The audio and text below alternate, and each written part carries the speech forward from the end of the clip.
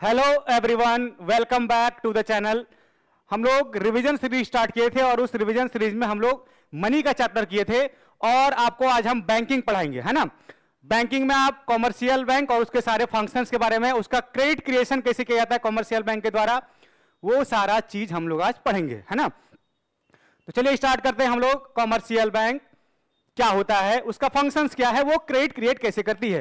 तो चलिए सबसे पहला हम लोग पढ़ते हैं। देखिए सबसे पहला लिखा हुआ है कि हमारे, आप जानते हैं बैंक जो है वो दो टाइप का हमारे इकोनॉमी में, पहले को कहते हैं हम लोग कि वो कॉमर्शियल बैंक है ना, कॉमर्शियल बैंक। और दूसरा जो है वो है सेंट्रल बैंक। दूसरा हमारे इकोनॉमी में जो बैंक है वो है सेंट्रल बैंक। कॉमर्शियल बैंक जो है हमारे इकोनॉमी में, इसका काम है पब्लिक से डिपॉजिट एक्सेप्ट करना, इसका काम है पब्लिक को लोन देना और उसी लोन दिए गए पैसे से जो है बैंक पैसा कमाती है, जिसको कहते हैं हम लोग क्रेडिट क्रिएशन करना, है ना। उसी बैंक से वो फायदा कमाती है और उसी से सारे हमारा पूरा बैंकिंग सिस्टम जो है हमारी इकोनॉमी में जो है वो रन करती है। और हमारा सेंट्रल बैंक का क्या काम है? सेंट्रल बैंक का काम है हमारे जीडीपी का ग्रोथ करना, हमारे इकोनॉमी में स्टेबिलिटी को बनाए रखना। ये सारा जो काम है वो सेंट्रल बैंक का है। चलिए तो पहले हम कॉमर्शियल बैंक के बारे में जानते हैं। कॉमर्शियल बैंक होता क्या है? कहता है व्हाट इज कॉमर्शियल बैंक। देखिए कहता है commercial bank is that financial institution which accept deposit from the people and gives loan for the purpose of consumption of investment. Besides, commercial bank these days perform various other functions such as credit creation, transfer of fund, agency job and general services. कह रहा है कि हमारे economy में commercial bank का आपको हम तीन चीजें बताए। क्या क्या? पहला उसका काम डिपॉजिट एक्सेप्ट करना। यहां लिखा है कि एक फाइनेंशियल इंस्टीट्यूशन, इसका काम है डिपॉजिट एक्सेप्ट करना। किससे? पब्लिक से डिपॉजिट एक्सेप्ट करना, है ना। उसके बाद पब्लिक को लोन देना, कि लोगों को लोन देना, तभी ना हमारे इकोनॉमी में इन्वेस्टमेंट होगा, कंजम्पशन होगा। वो सारा चीज जो है वो काम क्या है? वो कॉमर्शियल बैंक का काम है। और कहता वो जो है आप ही के दिए गए पैसे से वो कहीं ना कहीं इन्वेस्ट करती है, जिसको हम लोग कहते हैं इन्वेस्टमेंट। चाहे वो इन्वेस्टमेंट पब्लिक के द्वारा दिया जाए, पब्लिक के द्वारा किया जाए, वो जो कॉमर्शियल बैंक पैसा दी हमारे पब्लिक को, वो पब्लिक भी इन्वेस्टमेंट करता है। वो कॉमर्शियल बैंक भी अपने से कहीं ना कहीं वो म्यूचुअल फंड में इन्वेस्टमेंट करे, वो शेयर में इन्वेस्टमेंट करे, वो किसी बॉन्ड में इन्वेस्टमेंट करे, वो इन्वेस्टमेंट कॉमर्शियल बैंक के द्वारा किया जाता है, जिसको हम लोग कहते हैं कि उसके द्वारा इन्वेस्टमेंट भी किया जाता है ना। आगे लिखा है कि क्रेडिट क्रिएशन भी करती है। क्रेडिट क्रिएशन का मतलब हमसे वो डिपॉजिट एक्सेप्ट की, उसका सर्टेन परसेंटेज वो रिजर्व के तौर पर रखती है, और जिसको हम लोग सीआरआर या एसएलआर कहते हैं, एसएलआर। और उसके बाद वो बाकी का पैसा जो है वो पब्लिक को लोन के रूप में बांट देती है, उसी को कहते हैं क्रेडिट क्रिएट करना। खैर ये आगे हम लोग जानेंगे। तो कॉमर्शियल बैंक के बारे में क्या बोला कि कॉमर्शियल बैंक जो है एक फाइनेंशियल इंस्टीट्यूशन है जिसका काम है पब्लिक से डिपॉजिट एक्सेप्ट करना, लोगों को लोन ग्रांट करना, लोगों को लोन एडवांस करना, और उस एडवांसिंग लोन से ही वो पैसा कमाते, इसके थ्रू हमारा बैंकिंग सिस्टम जो है वो रन करता है। चलिए आगे कहता है कि money creation by the commercial bank, जिसको हम लोग क्रेडिट क्रिएशन कहते हैं। कहता है कैसे मनी क्रिएशन किया जाता है? कहता है process of money creation by the commercial bank. पहला कहता है bank receive cash deposit from the public. कहता है बैंक जो है वो कैश डिपॉजिट एक्सेप्ट की पब्लिक से है। These are called primary deposit. आपको हम बताए थे क्लास में, ऑफलाइन क्लासेस में, कि प्राइमरी डिपॉजिट जो है, एक होता है प्राइमरी डिपॉजिट, हम लोग डिपॉजिट को बोलते हैं एक को प्राइमरी डिपॉजिट, और दूसरे को सेकेंडरी डिपॉजिट। ये हुआ हमारा प्राइमरी डिपॉजिट, और दूसरा जो हुआ ये हुआ हमारा सेकेंडरी डिपॉजिट। ये हुआ हमारा सेकेंडरी डिपॉजिट, है ना।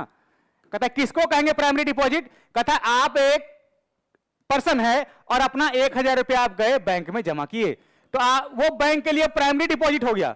अब कहता है बैंक इसी पैसे से वो क्या करती है, इसी पैसे से वो मान लेते हैं अपने पास 10% इसका रिजर्व रखी, और बाकी का जो है 90% वो पब्लिक को लोन दे दी, 900 रुपया, और 100 रुपया अपने पास रिजर्व के तौर पे रखी। तो ये जो लोन दी ना, उसको हम लोग कहते हैं कि ये जो है सेकेंडरी डिपॉजिट है, और ये वाला जो 100 रुपया था ये हो गया प्राइमरी डिपॉजिट।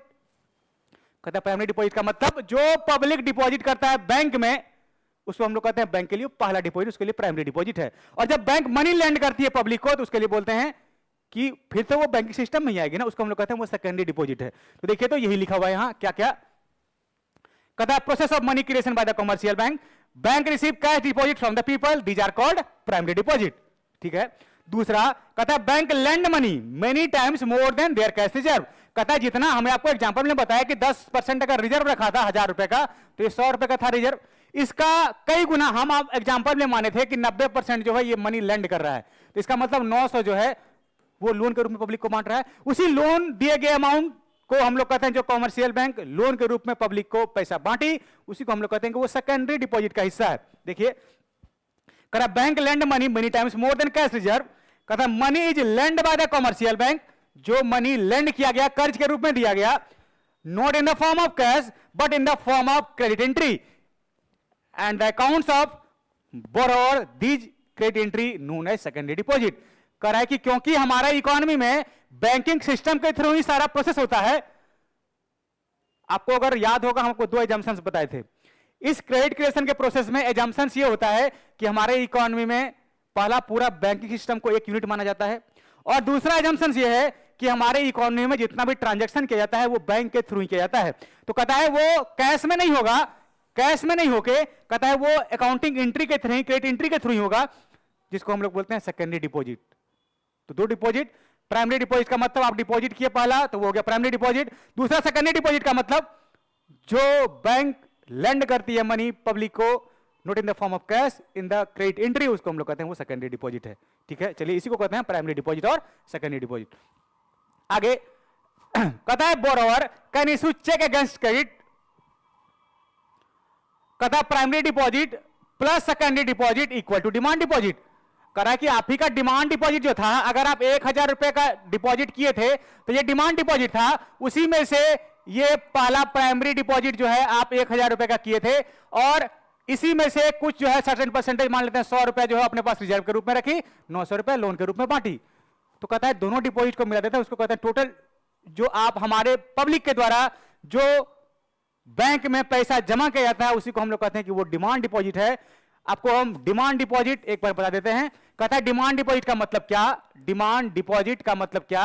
कहता है डिमांड डिपॉजिट का मतलब जो पब्लिक के द्वारा डिपॉजिट किया जाए, डिपॉजिट बाय द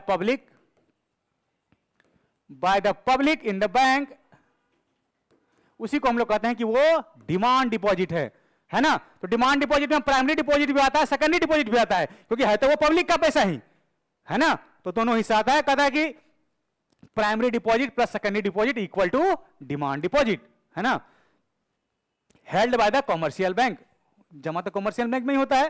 कहता है all demand deposit held by the people serve as money supply in the economy just like cash held by the people. कह रहा है कि है तो वो पब्लिक का ही पैसा ना, वो कॉमर्शियल बैंक के पास जो पब्लिक का पैसा है वो हेल्ड कर रही कॉमर्शियल बैंक, वो तो सारा कुछ डिमांड डिपॉजिट का हिस्सा ही है। आगे कहता है demand deposit serving as a money supply called bank money. कहता है कि बैंक मनी हमारे इकोनॉमी में आपको हम बताए थे मनी का सप्लाई, कि मनी का सप्लाई पब्लिक का पैसा जो है वो कितना पब्लिक के पास है कितना बैंक में है, उसी को हम लोग कहते हैं वो मनी सप्लाई, या उसी को सप्लाई ऑफ मनी बोलते हैं। उसी के बारे में ये बता रहा है कि हमारे इकोनॉमी में जितना भी सारा डिपॉजिट है वो सारा का सारा पैसा जो है वो पब्लिक का ही है, तो उसी को हम लोग बोलते हैं क्या, कि वो सप्लाई ऑफ मनी भी है ना। कहता मनी, देखिए यहां सप्लाई ऑफ मनी के बारे में बोल रहा है, because it is circulate in the system in the form of cash, वो कैश के रूप में हमारे इकोनॉमी में सर्कुलेट कर रही है, तो उसी को हम लोग बोलते हैं क्या, कि वो बैंक मनी है, या उसी को बोलते हैं वो सप्लाई ऑफ मनी है हमारे इकोनॉमी में, है ना। अब कहता है देखिए, तो आपको क्रेडिट क्रिएशन के हम आपको ये एग्जांपल के थ्रू बताए थे, याद रखिएगा हमारे बैंकिंग सिस्टम में जो है ना, ये देखिए इसके तहत सबसे पहले आपको 2 एजम्पशन आपको बताए कि आप पहला एजम्पशन मानिएगा कि हमारे इकोनॉमी में जो है एक ही बैंक है, only one banking system in the economy, system in the economy. और दूसरा जो है ऑल ट्रांजैक्शन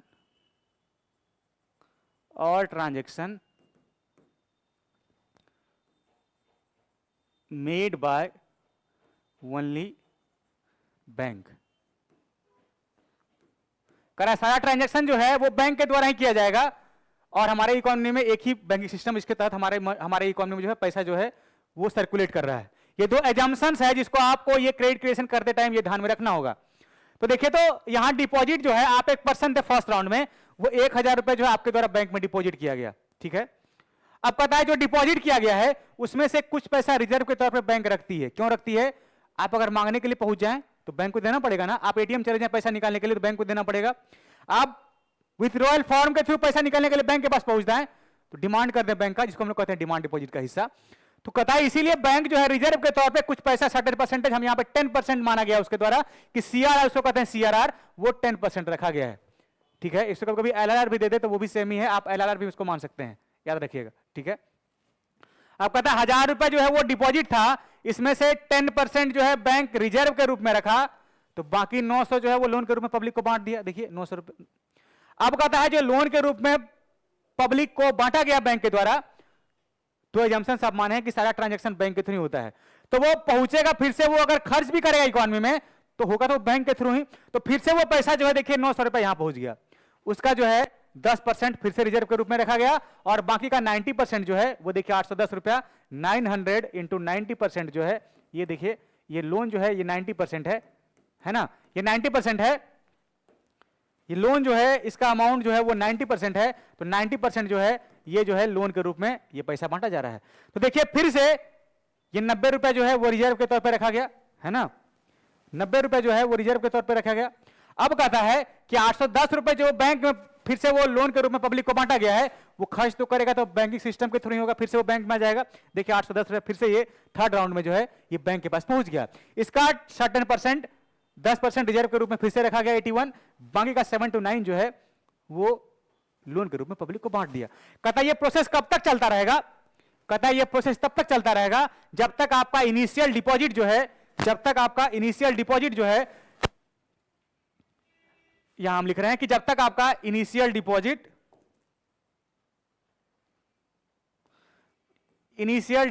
जो है वो रिजर्व के बराबर नहीं हो जाए।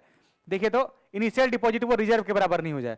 अगर हम इसको आगे कंटिन्यू करें तो कहता है कि यहां से देखिए एक फॉर्मूला निकलेगा मल्टीप्लायर का, आपको हम फॉर्मूला बता रहे हैं, फॉर्मूला होता है K = 1/CRR, फॉर्मूला ये होता है, हम इस एजम्पशंस को इधर इरेज कर रहे हैं। कहता है कि फॉर्मूला होता है K = 1/CRR।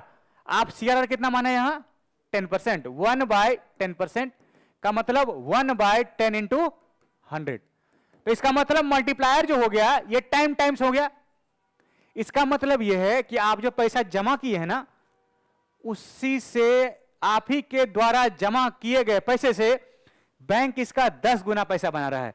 तो आप जमा किए थे 1000 और आप ही के पैसे से बैंक लोन दे के पब्लिक को लोन बांट के इसका 10 गुना अगर कर दिया गया तो देखिए तो कितना हो गया, 1000 गुना 10,000 रुपए का। देखिए तो 1000 कहता मल्टीप्लायर आप पहले निकालिएगा कैसे, 1/CRR करके, 1/CRR इंटू ये 100 कर देंगे क्योंकि परसेंटेज है यहां, तो आ गया 10 टाइम्स। तो इसका मतलब 1000 गुना 10 कितना हो गया, देखिए 1000 गुना 10 टोटल कितना हो गया, ये डिपॉजिट जो है इसका मतलब 1000 आप जो पैसा जमा किए थे इसका 10 गुना 10,000 बना लिया, 900 का 10 गुना कितना हो गया 9000 बना लिया, और 100 का 10 गुना जो है ये 1000 बना लिया।